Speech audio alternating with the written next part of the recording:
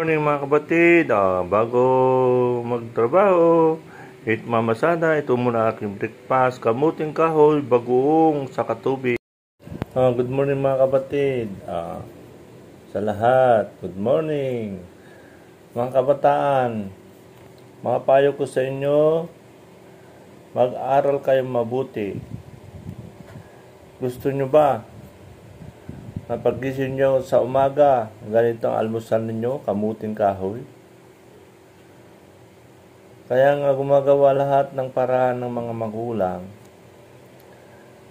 para makapag-aral kayo, makapagtapos. Mayroon dyan nangangalkal ng basura, pumapasok ng katulong, para mabigyan kayo ng magandang kinabukasan, makapagtapos kayo, para magagawa nyo na yung gusto nyo at hindi nyo maranasan yung naranasan naming mga magulang, na pagkatapos nila wala nang pakialam sa magulang. Pero okay lang yun, bastang makita nila na nasa mabuti kang kalagayan. Walang problema yun. Kaya nga nagsisikap sila para mapabuti ka. Okay lang yun. Although nga dyan sa mga mayayaman, kala nyo wala rin problema dyan. Malaking problema din mga yan. Ang iba dyan, mayaman kami, kahit hindi na mag-aral, okay lang ako. Ay hindi, huwag nyo isipin yan.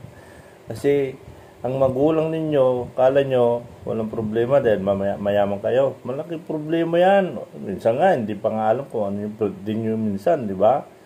Dahil sa busy, dahil alam niya, malaki yung babayaran niya. Maraking utang yan. Kala nyo ba? Kaya huwag nyo isipin, lalo kayong mga mayaman na kahit di kayo mag-aral, okay lang kasi mayaman kayo. Hindi. Huwag kayo mag-isip ng ganyan.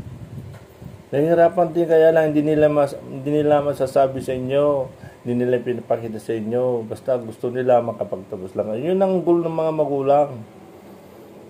Kaya mag-aral kayo mabuti. Kaya nasasabi ko to kasi marami akong naririnig sa mga pasayro namin na yun, ganito, sasabihin ko sa magulang ko na ganito, ganyan, para may pera ako, kahit na may pang ano tayo dyan, pang happy-happy, wag.